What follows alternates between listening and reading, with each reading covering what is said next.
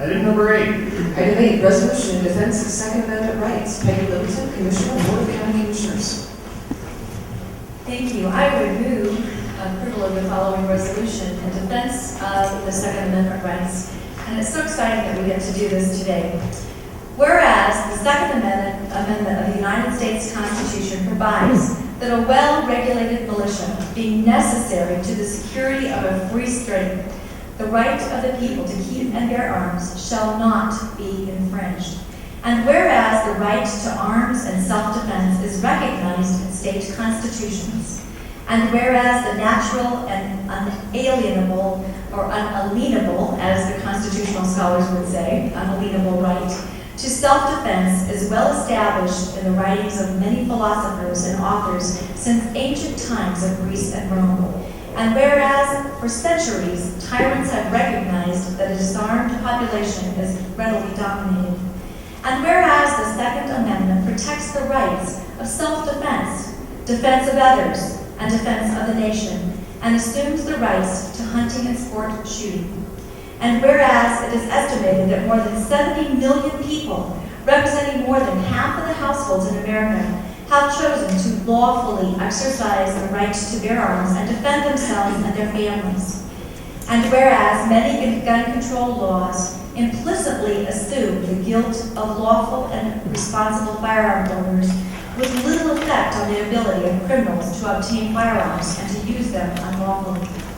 And whereas the vast majority of all lawfully owned firearms in America are not used in crime, and whereas statistically, lawful gun owners are less likely to break the law than the average member of the public. And whereas in 2008, the United States Supreme Court, the District of Columbia versus Heller, ruled that the Second Amendment protects an individual's right rather than a collective, the right to keep and bear arms. And in 2010, in McDonald versus the City of Chicago, the Supreme Court further opined that the right of an individual to keep and bear arms protected by the Second Amendment is incorporated by the Due Process Clause of the 14th Amendment and applies to states. And whereas studies by the National Academies of Science and Centers for Disease Control have found no persuasive evidence that gun control laws actually reduce crime, and whereas today Americans are safer from violent crime than they have been at any time since the mid-1960s. Now therefore be it resolved that the County of El Paso, State of Colorado, will uphold the Second Amendment of the Constitution of the United States, and we will act in conformity with our sworn duties as duly elected officials charged with the public trust, and will not, in conjunction with prior decisions by the United States Supreme Court, not enforce any statutes, edicts, presidential directives, or other regulations and proclamations which conflict and are expressly preempted by the U.S. Supreme Court's rulings. The Board of El Paso County Commissioners strongly urges the United States Senate to reject international treaties that would infringe upon the Second Amendment rights of American citizens, including the United Nations Arms Trade Treaty, the Inter-American Convention Against Illicit Manufacturing of and Trafficking in Firearms, or the UN Program of Action, and that neither the United States Congress nor the General Assembly of the State of Colorado should entertain consideration of any new legislation that would infringe upon the constitutionally protected rights under the Second Amendment through any means, including additional restrictions on lawful firearms and accessories, or on the possession, use, sale, or transfer of legitimately owned firearms.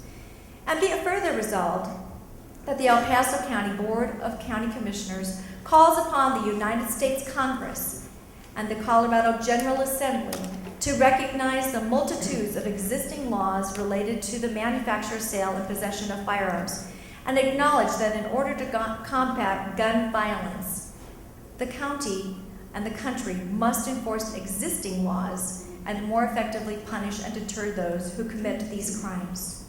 Done this 22nd day of January 2013 at Colorado Springs, Colorado, the Board of County Commissioners, El Paso County, Colorado, Dennis Heisey, Chair, Amy Lathan, Vice Chair, Sally Clark, Darrell Glenn, and Peggy Littleton, members, attested to by Wayne W. Williams, County Clerk and Recorder. Second. Thank you. I suspect most of this crowd is here for this item. So, Mr. Chair, if I could speak to just one of the words, and this is something that I think needs to be explained because I don't think many of us learn it in school, about the difference between inalienable and unalienable. And there is a huge difference between the two, and according to constitutional scholars, it is pronounced unalienable. A lien is something that, when you're aliened, it's incapable of being sold or transferred. And so when something is aliened or unalienable, it's incapable of being aliened to anyone, including a man who holds something unalienable. So it's impossible for any individual to sell, transfer, or other dispose of an unalienable right. It is impossible for you to take one of my unalienable rights, and likewise impossible for me to even voluntarily surrender, transfer, or give up an unalienable right. Once I have something unalienable, it's impossible for me to get rid of it. It would be easier for me to give up the color of my eyes or my heart than to give up that which is unalienable. So the difference between that, and if you'll look in our Constitution of the United States, it does say that we have and are endowed with certain unalienable rights: life, liberty, and the pursuit of happiness. Thank you. Other comments? I have comment. Do you want to go to the audience first, or? Well, I was going to do the commissioners here. I knew you had something to go up on the overhead. Run around to the overhead. Okay.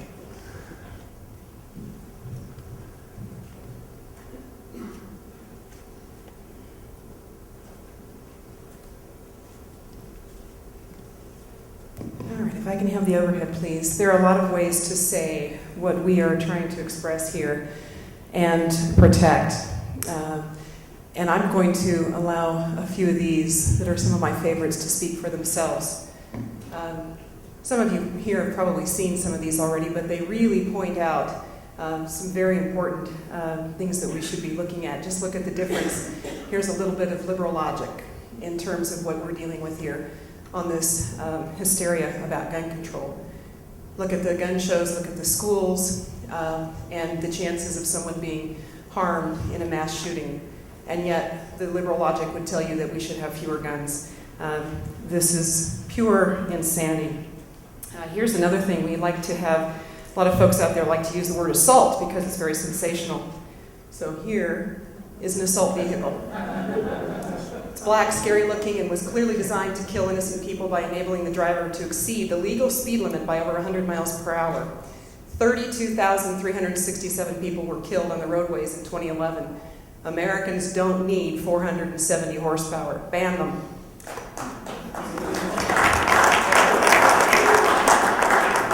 That's a little more logic for you there. Here's another one. Timothy McVeigh did not use a gun. He killed 168 innocent people. He killed 19 children under the age of 6. He injured over 680 innocent people. You can still buy fertilizer. You can still buy racing fuel. You can still rent box trucks, and murderers will murder with or without a gun. Guns are not the problem. And finally, it's important to remember that 84,999,987 firearm owners killed no one yesterday. I think it's very important for us to keep these kinds of things in mind and to fight for the truth, and that is that there is an element out there that wants the citizens to be unarmed, and that is not going to save anyone except government power.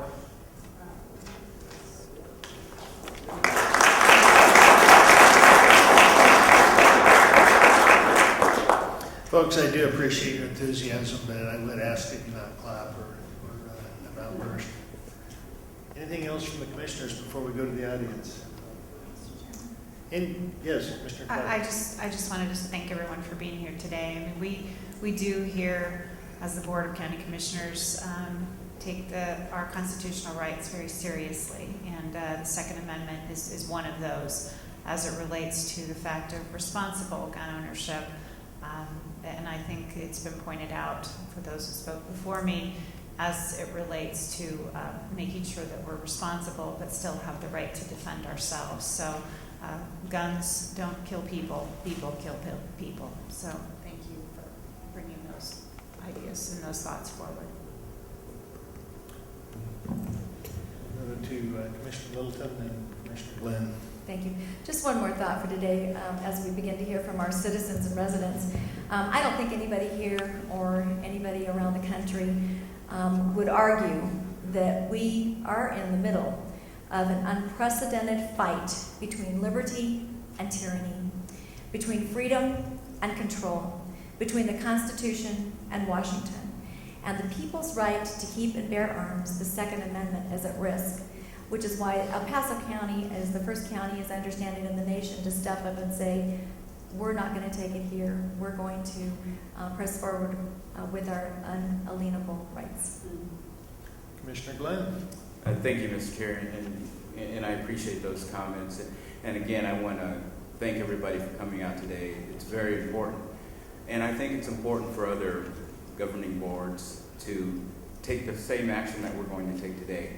I think that what we are trying to set the tone is that El Paso County, we are going to lead on issues when it comes to defending our Constitution. And I'm extremely proud of this board being able to take this proactive step to make sure that we fight for all of those rights, whether it's, supporting one provision of the Constitution or another. I tell you, when you take that oath, you take an oath to defend the entire Constitution, and it's extremely important to be proactive and lead from the front. So I want to congratulate you for showing an interest in being out here today, but also congratulate this body by taking this proactive step. Thank you. We will now go to the audience, and we'd like to hear from as many of you as would like to come to the mic. Who would like to be first?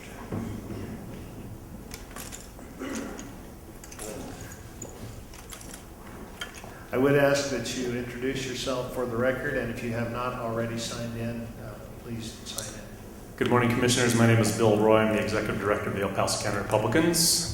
If there was a competition tomorrow, my money would be on the women. I have 5 daughters. They could whoop you all. We won't let you down. I applaud this resolution. I've been a lifelong shooting enthusiast.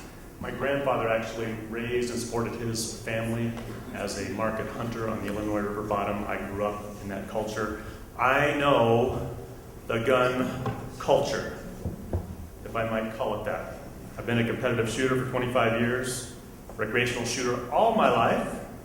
I was captain of the 1996 U.S. Olympic shooting team, chief operations officer for the USA shooting organization, which puts forward the Olympic team. I shoot and own rifles, pistols, shotguns, and many of them. I know the gun culture. Let me tell you just one small slice of that culture. I worked with and coached for many years young people, high school age kids and younger, in the shooting disciplines. These shooters, if I may call them that in the most positive way, are disciplined, high achievers, very familiar with goal setting, know how to or learn how to overcome adversity, how to win graciously, and they respect guns and they respect life. They are typically the best in their school, highest achievers, best grades, and so forth. Highest achievers in their community, come from very strong families and build and grow into strong families, and grow up to be outstanding contributors in their society, in our society. The Second Amendment ensures that this marvelous phenomena that I just described, and that's just one small slice of this gun culture, can continue. And I feel more safe, more free, and more blessed as an American here in El Paso County as a result of this resolution. Commissioners, thank you so very much. Thank you, Bill. Good morning. My name is Charlie Aligayan, A-L-I-G-A-E-N. I'm just a local activist in town, and I work as an artist as my trade. I just want to come here and applaud and thank you and appreciate the resolution that you guys have presented today. I just wanted to make mention that the Constitution is not the problem. It's upholding it, and I really do appreciate you guys passing this resolution. There's many times in history when a tragedy is used by the government for its political agenda to reduce the freedoms of the people. And it is important, no matter how bad the tragedy is, that we need to uphold and defend the Constitution of the United States, not only for the public officials that's elected, but for the citizens of this great country. My father worked his tail off to get us over here from the Philippines, and we saw the tyranny that was going on there under the Marcos rule. And I had the opportunity to grow up in this great free nation that my parents worked hard to get us over here. So I'm doing the best that I can. I'm here to support you guys to pass this resolution, to continue on and defend the Constitution and keep our freedoms alive. Thank you very much. Charlie, did you sign in? I didn't know where the sign in was. Oh, right there. Good morning. I'm Scott Rand. I live in that little sliver of black forest under Commissioner Latham's jurisdiction, and I'd also like to applaud your efforts this morning. You know, it doesn't bother me at all that they want to limit magazines to, not Eclipse, magazines to 10 rounds. It doesn't bother me that they want to increase the background checks. Doesn't bother me in the least. What does bother me is the tendency that we see of them taking just a little bit here that makes sense, a little bit there. Oh, that sounds harmless, not a big deal. But after a period of time, you start looking back at it and you start saying, wait a minute, all of this taken together, one bit at a time, all of a sudden we have lost a good deal of rights. So to take a little bit of liberty with the quote, what have we brought? Okay, a republic if you can keep it. And I applaud your efforts at keeping it. Thank you. Thank you. Did our sign-in notebook make it back up there? It's being passed around there, Chair. Okay. David Kelly, political activist, rebellious by nature, always politically incorrect. And I lead Liberty First here, Liberty Group, and I see a number of the folks that come. We don't have members truly. Most of the people come, believe in liberty, and they believe in the truth. The truth is this nation right now is being led by tyrants. The truth is I come from a long line of oppressed peoples that came to this continent well before the nation was birthed. And they used their right to bear arms well before we had that Second Amendment. And Peggy, you're absolutely correct. It is an unalienable right, and nothing will take that from you. Not a piece of paper, nothing. And I'm here today to say that we must fight, and I'm very proud to see El Paso County stand up and say, you know what? The buck stops here, and the federal government must understand that we, the people, have the right to bear arms and to protect ourselves. Thank you. Thank you. Joel, can I get you to help me with this sign-in list? It seems to have gotten away from, there it is. Okay. Sorry, I was looking at the wrong clipboard there. Good morning, Commissioners. My name is Laura Carno. I'm a resident of unincorporated El Paso County, a longtime Second Amendment advocate, decades-long NRA member, and recent past board member of the Pikes Peak Firearms Coalition.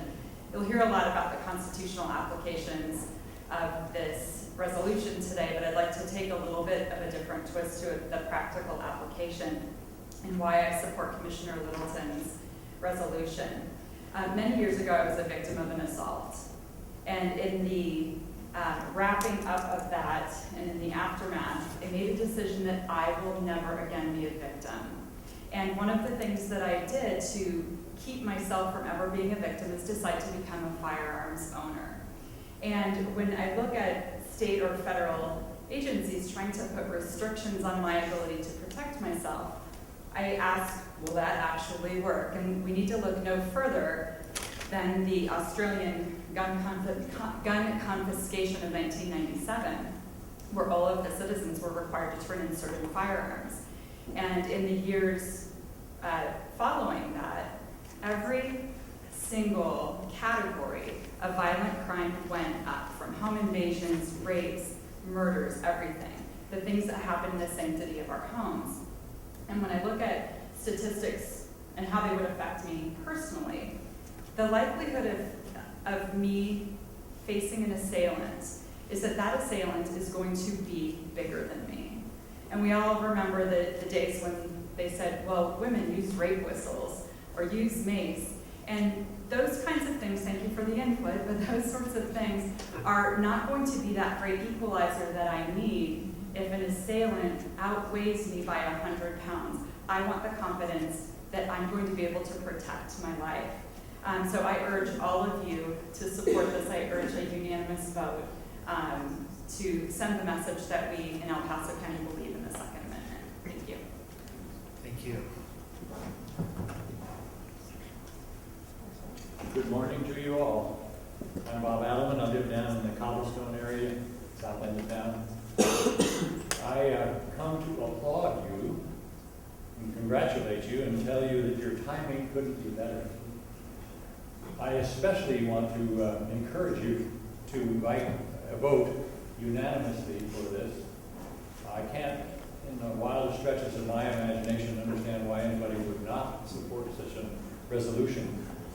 I always find it interesting that when an event like Newtown or Aurora takes place, they ignore all the other places where events like that didn't take place because someone armed put a stop to it early. The solution always seems to be to take the guns away from the people who didn't have anything to do with the event. But I especially enjoyed the last part of the resolution, that in addition to protecting, the board strongly urges the United States Senate to reject international treaties that will infringe on the Second Amendment rights of American citizens, including the United Nations Arms Trade Treaty and so on. I think it's appropriate that we and you address the risks imposed by the United Nations, not just on our Second Amendment rights, but other plans and programs to create a world totalitarian dictatorship. I refer specifically to Agenda 21 and other measures there. So I just come to applaud you and thank you and urge your support on this on a unanimous basis. A lot of the Second Amendment people, I want to remind you, have long memories when it comes to the Second Amendment. I am a freelance writer, and so I am expressing my First Amendment rights every day. But it's the Second Amendment that provides the insurance for the first. Thank you. Thank you.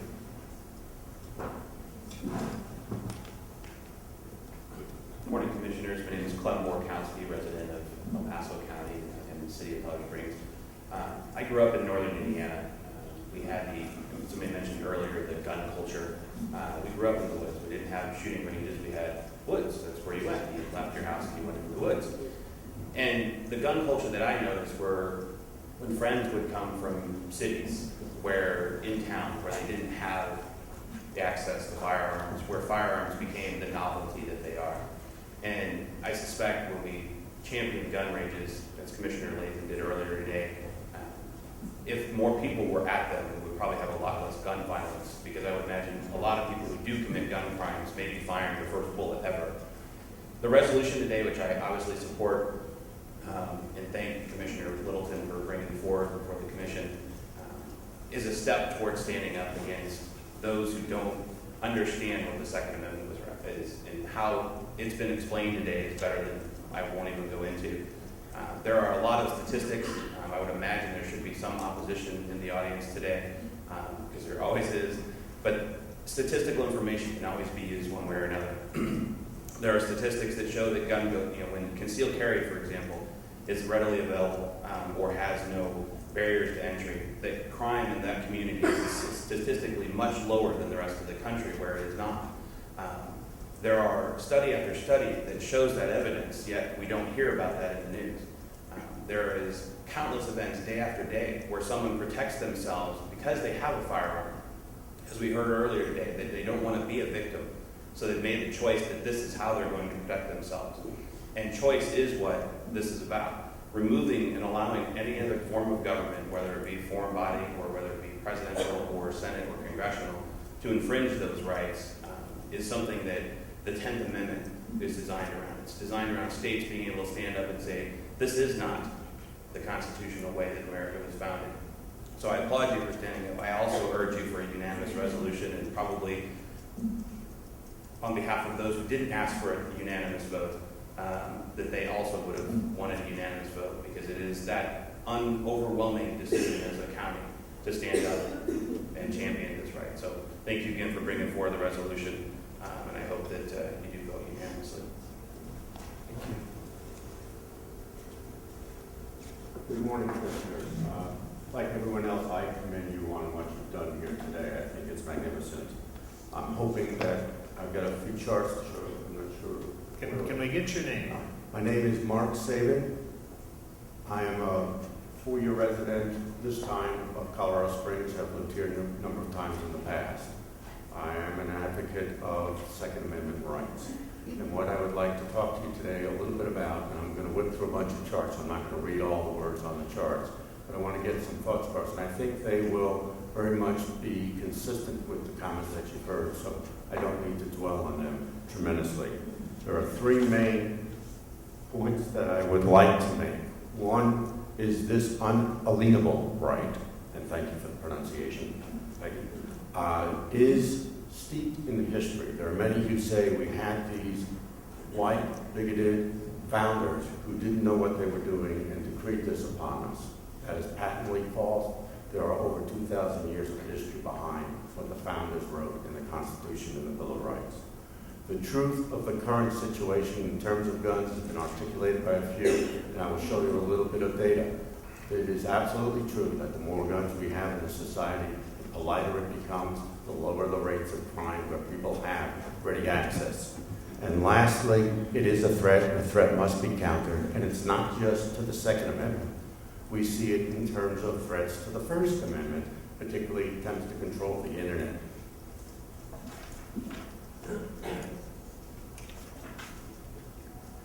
You can find sources far back in history. In fact, the first one on this chart is a Chinese emperor who recognized that taking the ability to have arms away from the people was a threat to their liberty, a threat to their freedom.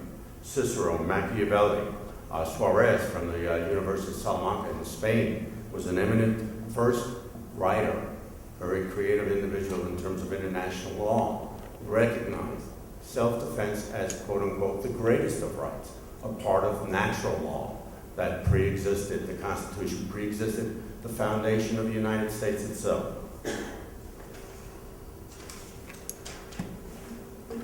A couple of other people, Montesquieu, Beccaria in Italy. English law itself, from which much of our heritage comes. Anglo-Saxon law forbade anyone to disarm a free man. We maintain that we are free people, free men and women in this nation. We shall not be disarmed.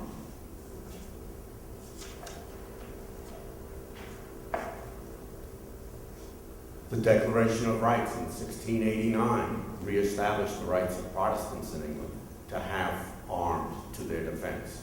And I would just point out that in England at the time, the law was that you had to have arms, not only for your own defense, but defense of the realm. And therein lies the concept of a militia.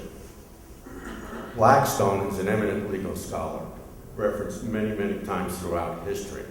The colonists were very familiar with him, but as you can see in this particular chart, a natural right of resistance and self-preservation that exists. It exists without the authority, without the privilege provided by any government.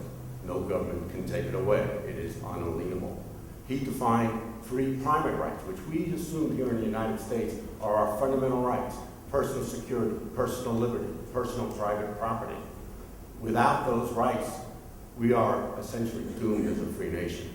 What was recognized by Blackstone was that it were auxiliary like rights. Get that straight. Where's my team this morning? Rights that were essential to the preservation of these primary rights, one of which was the natural right of self-defense.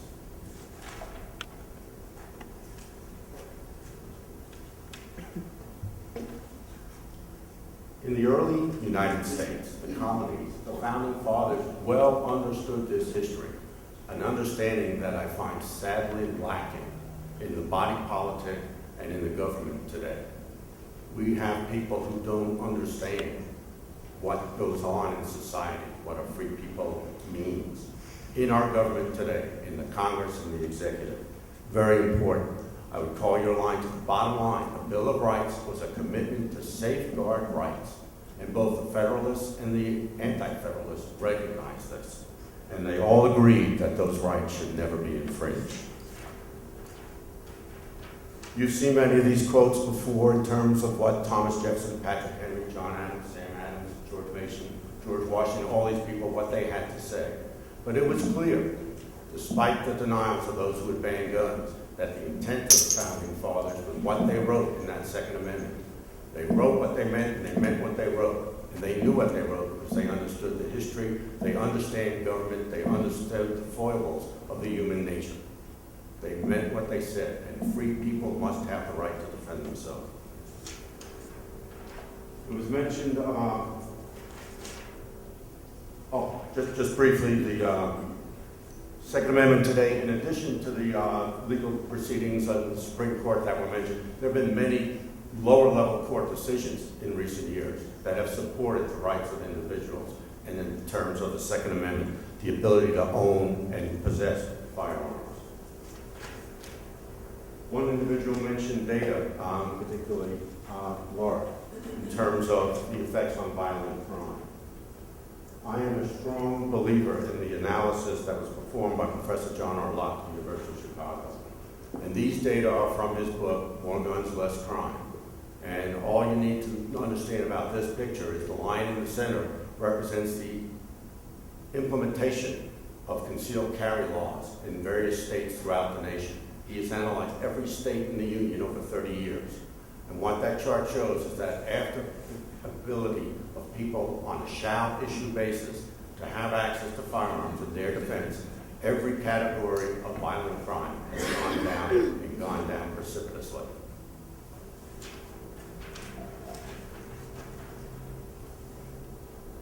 Talking about cars, this is analogous to the chart that Commissioner Latham showed. And the point is, you can see on that chart where gun deaths lie. It's interesting that just the other day, a senior representative in the Obama administration said that among their priorities this year were gun control and immigration reform. I would submit that it seems to me economic stability, security, and jobs ought to be a much higher priority for this administration. Some people may criticize Lott's findings, but 12 of 13 recent studies, refereed studies, found out that what he said was right in terms of the effect of having gun availability on the crime rates in various municipalities, states, and across the country.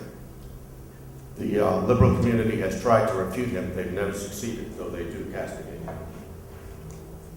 Now, in the future, why do we need to be concerned about this?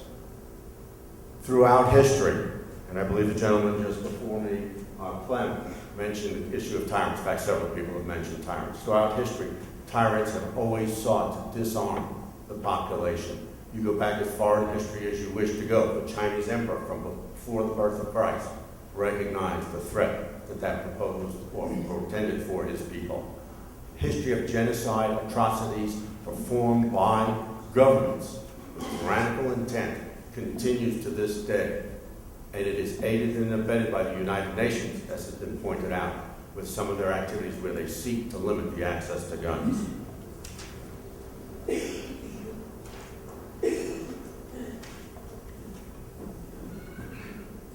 Getting close to closing, I would just like to say, in addition to the fact of all those things, we need to heed the words of those who speak. I love the line from the movie Patton, Bromley, you bastard, I read your book. We need to read their book. We need to understand what these people say.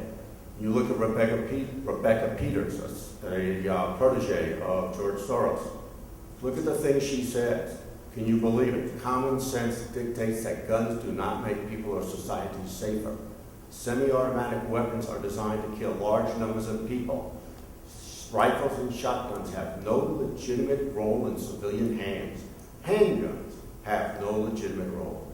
These are the people that are driving the UN. They're driving other countries. They're driving the politicians in our country.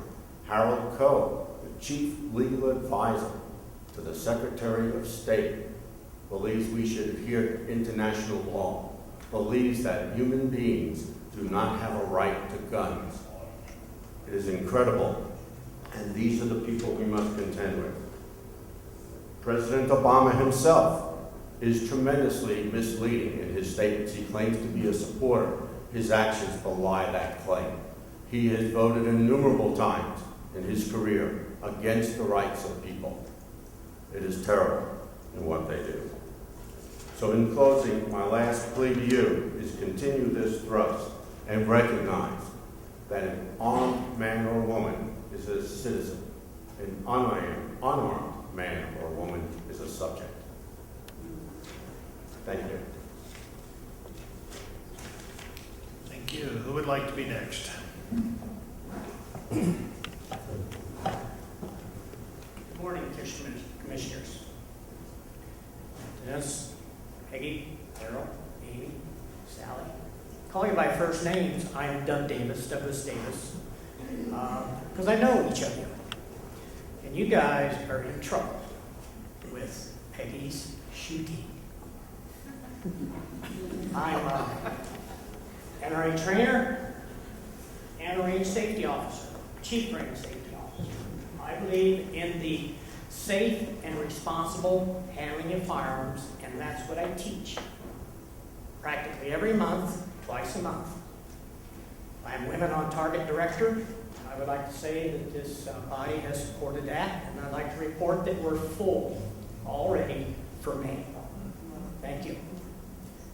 I'm Pikes Peak Farm Coalition Legislative Chairman, so firearms and that support is no stranger to me. Not going to get into depth, dittos on every speaker prior to me. And I applaud you, and I commend you, and I urge 100% support of Commissioner Littleton's resolution. Thank you very much. Thank you. Next.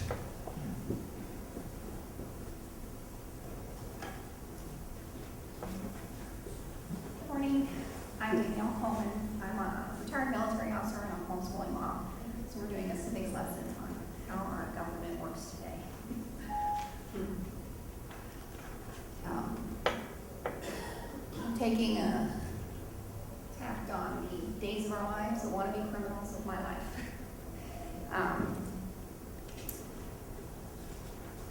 There are 4 significant events that happened in my life where a gun changed the outcome. I grew up in Saigon, Laos and Vietnam, and we were there almost to the bitter end.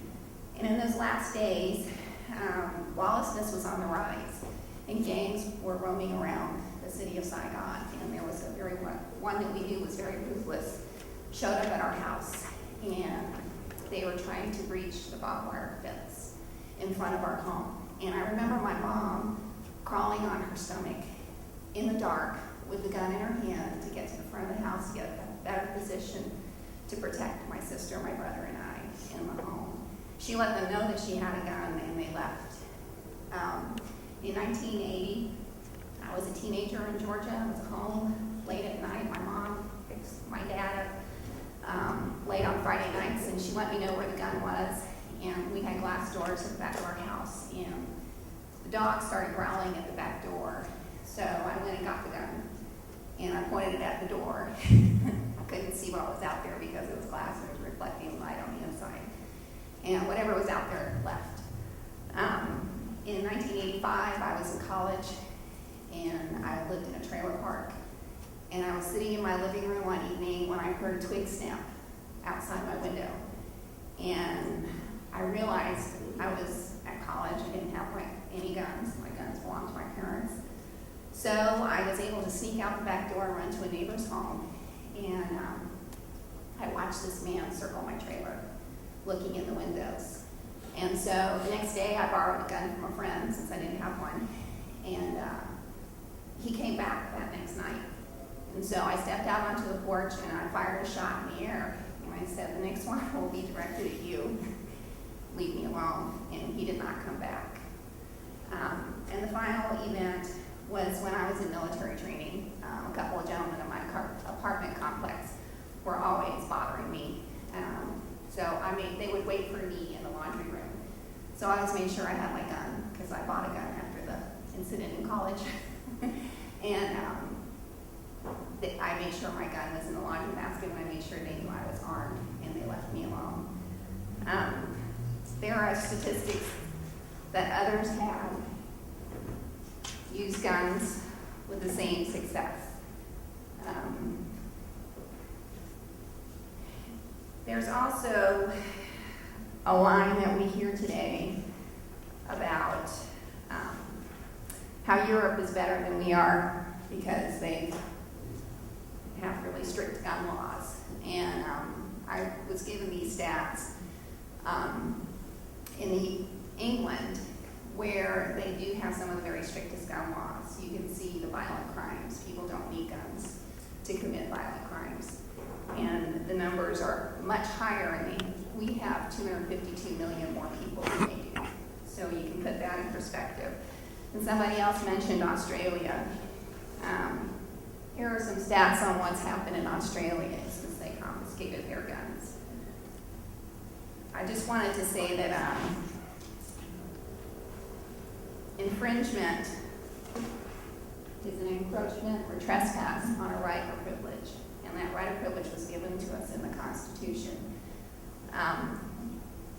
We've had many tragedies in our state and in our nation, but those tragedies are the result of a moral failure, not of the failure of people that own guns.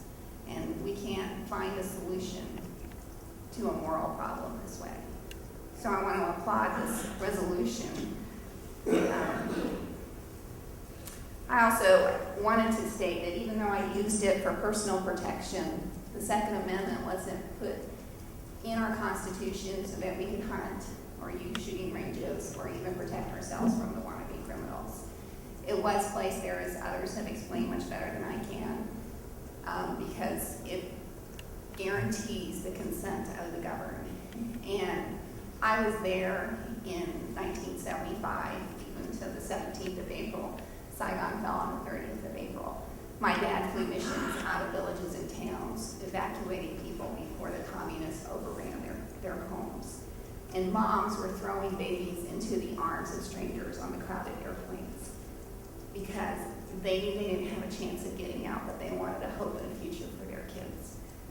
That was the devastation of an unarmed citizenry. In Israel, we went shortly after Rabin was assassinated, and we witnessed people everywhere with Uzis, subcompact machine guns slung over their shoulders, walking around.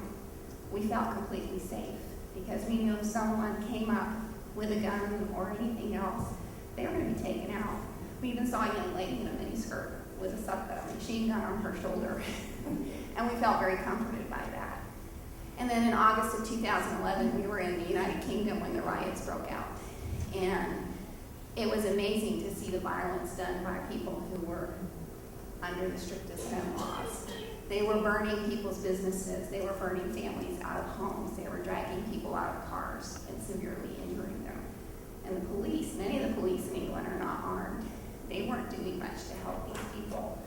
And we were even so concerned because we were trying to find our route to the airport to make sure that we were not going to go through those areas where we would be drug out of our cars before we got there. And I'm just an American woman, and I'm a mom, and I hope that you will unanimously pass this amendment. Thank you. Thank you.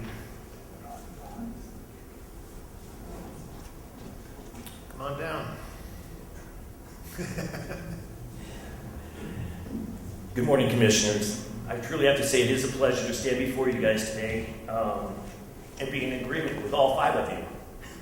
It's a pleasure. I do hope you guys pass this unanimously also. Can we get your name for the record? Oh, sorry, Daniel Sopranovich, sorry. I spent 25 years, 2 months, 22 days, not that I counted, in the United States Army. They taught me how to fire a weapon. They kept me proficient and spent a lot of money doing that.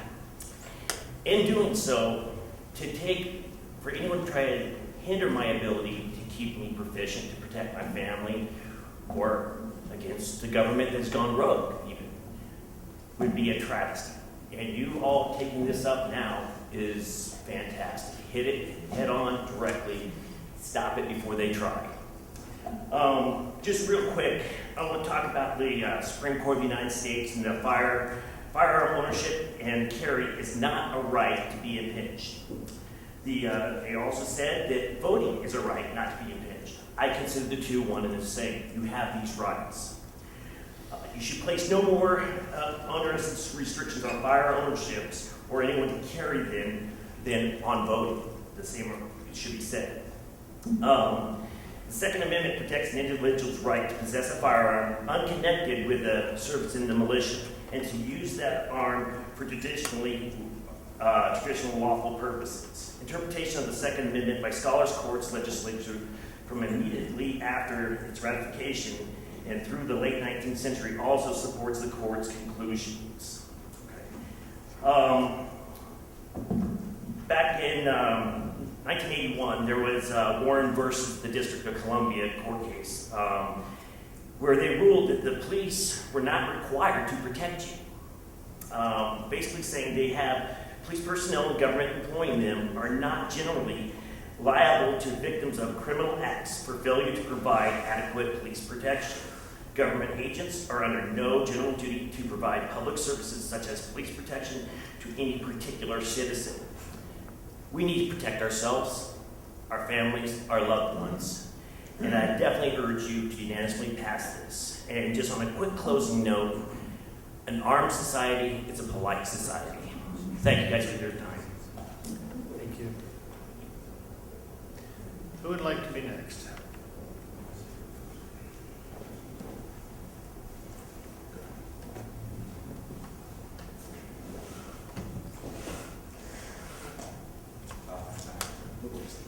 My name is Will Evans. I've lived in El Paso County my whole life. I want to thank you for passing this resolution. It's an exciting day, and thanks for knowing the power that you have, the jurisdiction of law that we have in this county. The sheriff is the highest ranking law enforcement officer. And thanks for passing this resolution. Thank you. It's your turn.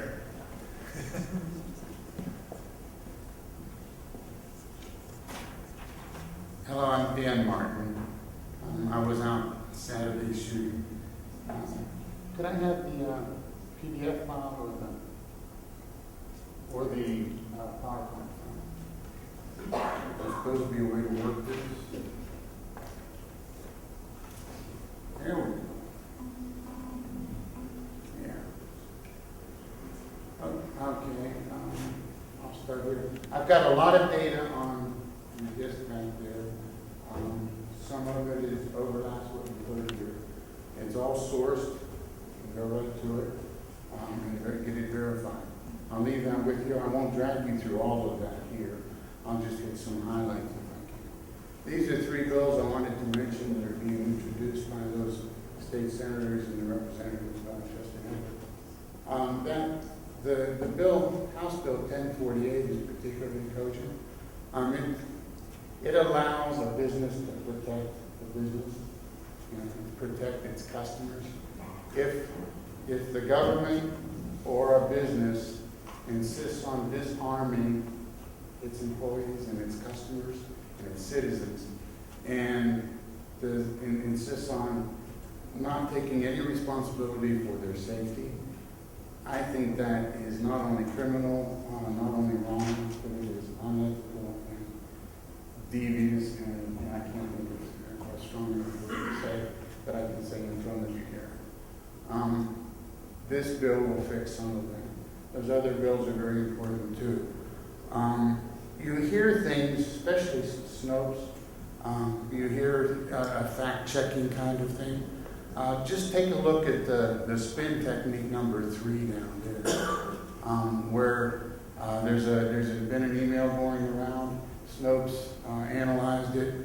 It's criticizing the fact that in Australia, homicides have gone up 3.2%. Snopes is saying that, well, you've got an increase, but it's nothing to worry about, increase in crime. This is the actual increase in crime taken from Australian, their counterparts of the FBI. Over those 3 years, 1996 is the base year, over those years, crime has gone up 21.6%.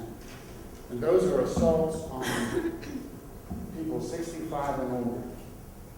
Okay? You've got a 21.6% increase of assaults on 65 and older. I'm approaching the age 65, and a lot of us have loved ones at home who are age 65 and older. And when somebody tells me that over the past 3 years, the crime rate, the assault rate on 65 and older exceeds 21%, I get concerned that that's significant to me. If you ban guns, and this is taken from, again, the Australian data, 1997 is when they started confiscating the guns. You can see that the brown line or the dark line, the guns are no longer available, so the criminals aren't using guns. Dan, the closer you get to that mic, the better the audience can hear you. We do pretty good. Okay, thank you. The darker line, as guns become less and less available, you can see that that many guns aren't used, and the incidence of gun use in crimes goes down. But it also shows you that knives and other sharp instruments, those incidents, those weapons, their use goes up. This just is a demonstration in a situation that already happened, where you disarm the populace and the criminals go to alternative weapons. They exist, they will be used. This one here, I wanted to say to you, to show you and explain to you.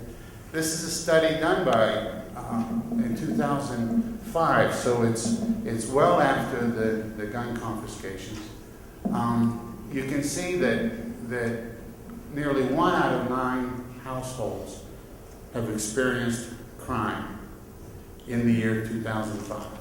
Half of those crimes were break-ins. So you see the table down there, 1993, 8%, 1998, 9%. These are the years that this survey was conducting. 37% of the crimes occur where the people live, in their houses. 21% occur where people shop. 20% of those assaults occur in and around those 2 locations. So what this means is, if you've got people at home, while you're in a protected area, you've got people that are staying at home, the crime, 78% of the crimes, the serious crimes that occur on those where they are. And if they can't protect themselves, then they're just prey for the criminals. There you see, keep in mind, 1997 is when they started confiscating the guns. All the way to 2003, this has been several decades long, this trend, and crime rate just kept on going. Those violent crimes kept on increasing. It wasn't until 2003 before, in Australia, the criminal justice system started looking at alternative means for mitigating the risk, instead of looking at the mental health issues, looking at the social issues. After 2003, the crime rate started coming down, but that's a long time, from 97 to 2003, and it wasn't, the guns were disappearing that whole time. on the right there, under the FBI, that's taken directly from the FBI stats. Decades-long period in Australia where crime was increasing. You see a decades-long period in the United States where crime rate is decreasing. Now, I can almost understand considering the consideration of perhaps infringing on somebody's rights if the crime rate is going totally out of control, if the crime rate is skyrocketing. But here in the United States, the crime rate has not been skyrocketing, it has been decreasing. And yet, that's what they're doing to us, is taking our rights away. Here it is by category of crime. Only one, notice, in 2011 versus 2010, this set of columns on the left, you can just see that one little sliver there where it's burglary rates that have increased year on year for that 1 year, 2010 to 2011. If you start taking the guns, if you disarm the population, you're gonna, that's an early indication that you'll end up very much like what Australia has with unsafe homes. Here's another way of looking at the FBI data. I took the crime per year. These are national figures. And I ordered them by number of crimes each year. And there you see the median. This is ranked by percentile. Notice that the lowest crimes occur in the years that begin with 2000. This century is in the least crime category, or least crime half of that graph. Most of the higher per year crimes occur earlier. There's one other slide I want to bring to your attention, and it's this one here about concealed carry permits. Again, you go to the FBI's website and you download all of the data from they have in Excel files that's downloadable. And you see that per year, on average, there's 14,000 murders in the country, okay? And 2/3 of those, 67%, are produced by firearms. Firearms are involved in them, okay? Now, let's break down that 2/3, because what that really means on the flip side is 1/3 is non-firearm. Of those firearms, let's move over to the right-hand side. The percent of murders committed with handguns is half of the entire set of murders, the entire set of firearm murders. Half the firearms were handguns. 2.8% of the firearms used in a murder, 2.8% were rifles of all types. Assault rifles, every rifle, only 2.8%. Fewer murders are committed with rifles than they are with shotguns. Okay? Now, it's no, you look at that and you ask yourself, well, why did the assault weapons ban fail? Because they targeted a subset of the rifles. Okay? It didn't have anything to do with handguns. And so 2.8% of the rifles, they targeted a subset of that, and that was only 2.8% of the 2/3 of the murders. They're focusing on the wrong thing. They need to focus on the social problems. We need laws and studies and mechanisms for dealing with the social problems, not guns. Guns don't kill. It's the people that use the guns in crimes that kill. So thank you very much. I'll leave you with the rest of it. There's a lot of information left on the slides there. Thank you very much. Thank you, Dan. Who would like to be next?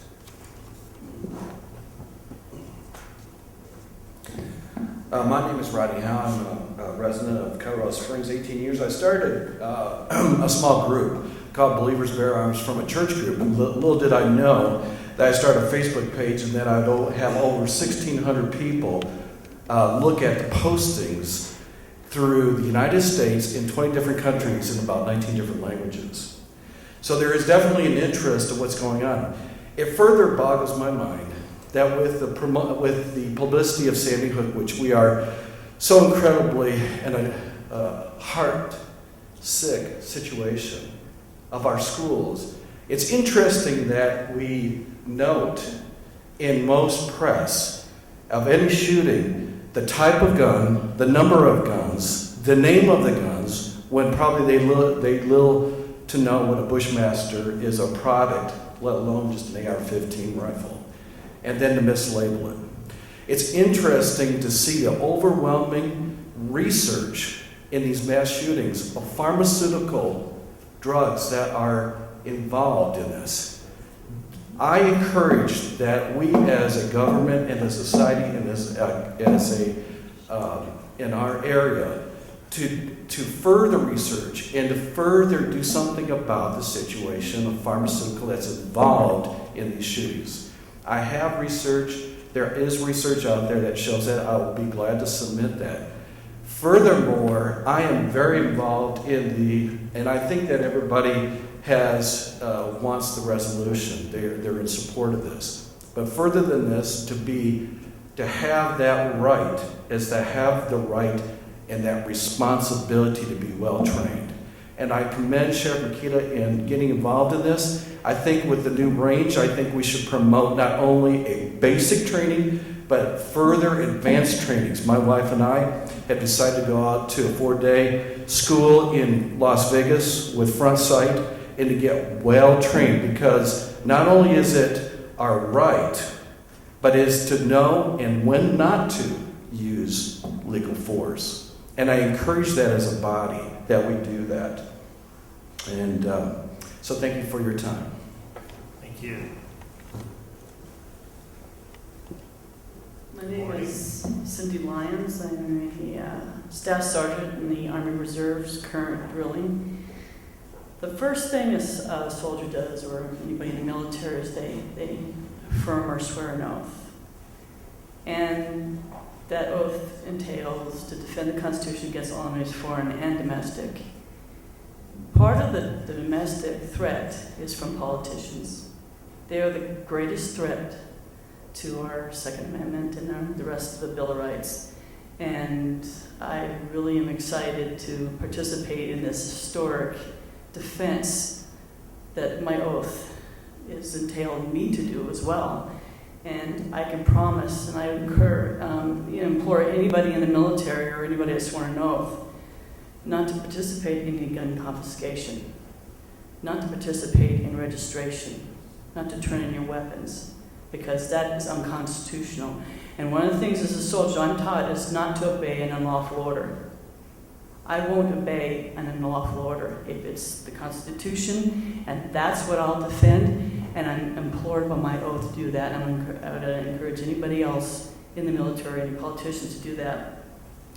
The Constitution starts off with, we the people of the United States have created and agreed to this Constitution for the United States of America. We have done this in order to make our union stronger, set standards for justice, keep the peace at home, provide for our common defense, promote our general well-being, and make sure that the blessings of liberty continue for ourselves and for our descendants. It is upon not just those who sworn an oath, it is upon every single citizen in this nation and in this county to do the same. You don't have to swear an oath. You are a citizen. The Constitution is for everyone. And I encourage everyone within the sound of my voice to read the Constitution. I also would like them to read the Declaration of Independence out loud to themselves. And I think once they do, they'll see the dangers that we're surrounded with. And I am in great admiration of the county commissioners today being in such a historic thing. I feel like I'm a part of history. And that's exciting as a soldier and as a citizen of this county. And it'll be hard to want to ever move. And I thank you very much.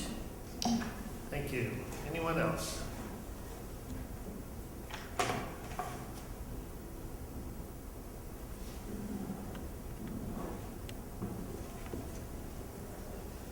Good morning. I am Gwen Shermack. I am the Colorado field rep for the National Rifle Association, and I do not live in El Paso County, although I grew up here, and it is near and dear to my heart. I got up at 4 o'clock this morning to be here with you to tell you that the National Rifle Association says bravo. Well done. Kudos to you. Thank you for doing this. Thank you for writing the wording. Well done. And keep up the good work. Thank you so much. Thank you. Anybody else would like to speak this morning?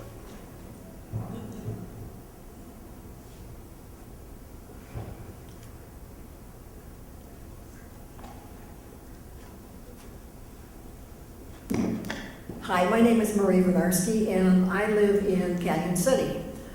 I just came to observe today, so I didn't bring any statistics or any printouts or any PowerPoints, okay? Just the idea that I wanted to thank you guys. I came down when you passed the resolution against the National Defense Authorization Act, and you started that, and I was really proud to see that it came from at least a neighboring county and from Colorado. And today I'm very proud to say that I'm proud of you guys for doing this too. I just wanted to add a couple things that gun registration and gun regulation are the first steps to gun confiscation. And that is something we need to avoid. And the Second Amendment is our first defense in defending every other right that we have. And without that, we are open to having everything taken from us. So I would just like to thank you, and I do applaud you for doing this. Thank you. Thank you. Anybody else would like to speak? Seeing none, we will bring it back up to the board. I have not commented yet, but I don't believe anybody is in doubt about my vote on this. I grew up also in a gun culture, didn't know what a shooting range was. Like Clem, you took your gun, you went out in the woods, and you shot, and you had a good time, and you did it safely, and you did it with your friends, and that's just kind of the way it was. And I am proud to say that I have passed that on to my children. They're all proud and responsible gun owners themselves. Other comments? Commissioner Littleton. Thank you. I know I said a few things before, but the comments have been just tremendous, and I've taken some notes and just want to make a few more comments on some of the things that have been said, and just my own personal passion and excitement. I'm so excited and hopeful to see the passion in this room.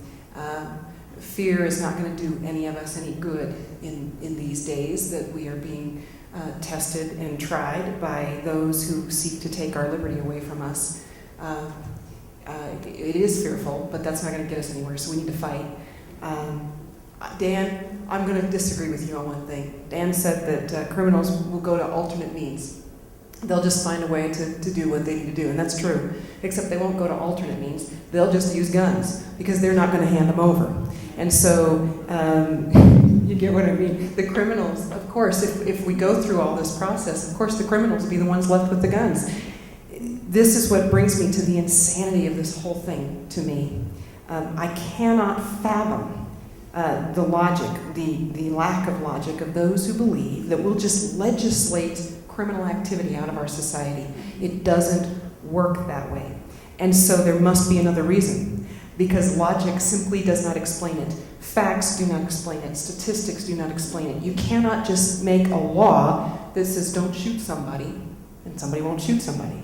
Or make a law that says everybody can only have 10 rounds in your magazine, and then everybody's going to obey that. I mean, it's pure insanity. And here's the thing, they all know it.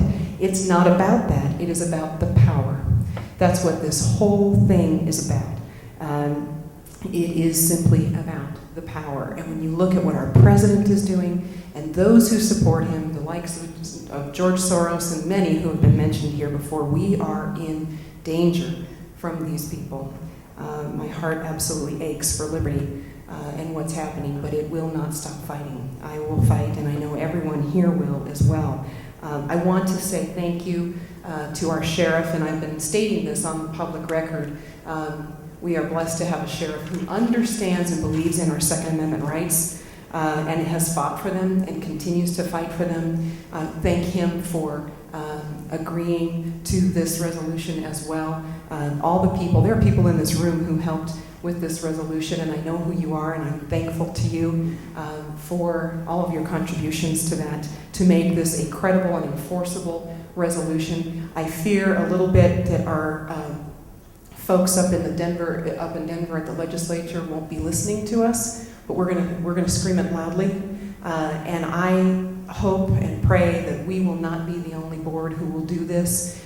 We will stand firmly for this. I don't think there's ever been a question that this will be a unanimous vote, but we will stand firmly, and we don't want to stand alone. We want to see everybody come on board with this type of action, that we can stand and fight against this, because there's too much at stake.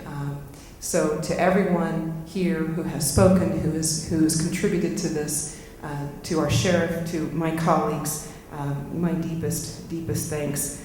We will fight very, very hard, not only for the people of El Paso County, but we hope that this will spread, and that people will stand up and understand the truth of liberty.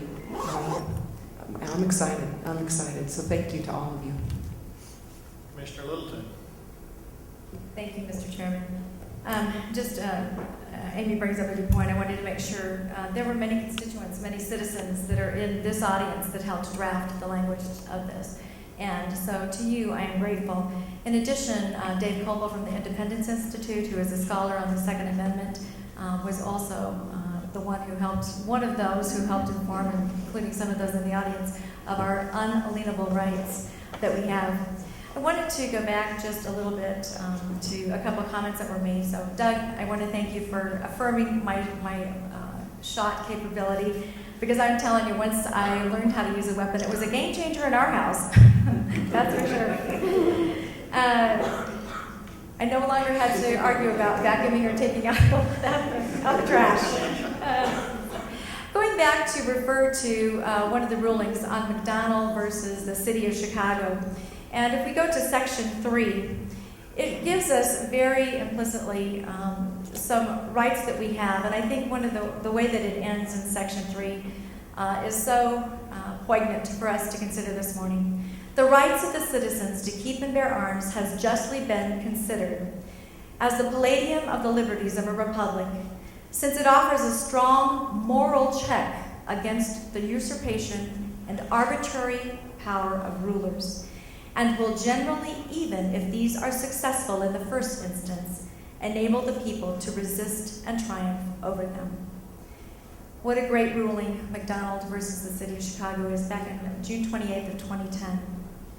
Also wanted to let you know that the sheriff had a circumstance that he could not make it this morning, and he apologizes, but certainly refers people to his website where he has posted a letter in his support of this, where he's saying that he absolutely believes in and stands firmly against any effort that would infringe upon the rights of law-abiding citizens to own and possess firearms of their choice, and that he will actively oppose any effort that infringes upon the Second Amendment rights of the citizens of El Paso County. I wore my button hoping this morning he would be here, but something called him away. I'm hoping that he would deputize citizens. And for those businesses that are located throughout our country in states where they might not have gun laws that are as amenable to this, or a sheriff that doesn't want to stand up to those that might want to infringe upon their rights, we welcome those businesses here. Come manufacture your bullets here, make your guns here. We'd love to see El Paso County be a mecca for that type of a business. So come on in, you're welcome. We want you to be here. So thank you very much, Mr. Chair. Thank you. Commissioner Glenn? And thank you, Mr. Chair. Just one last comment. I just want to assign a homework assignment, because I guarantee you we will receive some level of criticism for taking this bold action. And while I support people's First Amendment right to criticize us to do that, I would encourage people in this room to monitor the media, all forms, and be vocal about the fact that it is very important that we do actions just like this to defend our Constitution. So that's my homework assignment. Thank you. Commissioner Clark. Thank you, Mr. Chair. I'm going to say one of the things that the President has said I'm going to agree with. And so just bear with me here. One of the things that's called for is to create, and I just got this from the White House in a newsletter, to create a safer climate at schools across the country, including putting up to 1,000 new school resource officers and school counselors on the job. That has to do with a mental health issue that we're also dealing with in our country. And I think that's where the focus needs to be. Not on stopping the ability for law-abiding citizens to defend themselves against criminals. Criminals will carry weapons of all kinds without going through background checks and the things that are being required of law-abiding citizens. So what I agree with in terms of the president's plan is creating safer schools, is creating a safer environment for all of us by paying attention to what's happening to individuals and making sure that we are able to provide the resources they need when it comes to mental health issues. That being said, this board has always supported the National Rifle Association. We've done consistently every year I've been on this board, we've done resolutions every year as it relates to their fundraising efforts for education of firearms. We've also supported the amicus brief, which would have created, if it was successful, created laws across Colorado that would make it consistent in terms of our concealed carry permits and laws, whereas Denver is different than the rest of the state, which makes it problematic. But I guess what I'm saying in this is that, and I said it before, and a lot of you have said this as well, that the guns don't necessarily kill people, but those law-abiding citizens have a right to be able to defend themselves, and we need to make schools safer. But I don't think that banning guns is going to make schools safer. I think that by providing the necessary resources and understanding why people do what they do will help ultimately. So I appreciate you all being here today, and I look forward to supporting this resolution to uphold the Second Amendment and support keeping our community safe by allowing law-abiding citizens to have firearms. Thank you. Commissioner Littleton, it's your resolution. We will give you the final comment before we call the roll. Thank you. Not really necessarily a comment, but I did want to say that I just received a text from Sheriff Mack, who many of you know and are aware of, that works and directs the Constitutional Sheriffs and Peace Officers Association. Wishes he could have been with us this morning. He sends his congratulations to this body for stepping out and being the first ones in the nation to put forth this kind of a resolution, and wholeheartedly wants you guys to know that he supports us, he's proud of us, and thanks us for being bold and brave. And with that, we will call the roll. Commissioner Clark? Aye. Commissioner Lathan? Very excitedly, yes. Commissioner Glenn? Easiest vote, aye. For freedom, aye. And the chair votes aye. That passes unanimously. Thank you all for coming.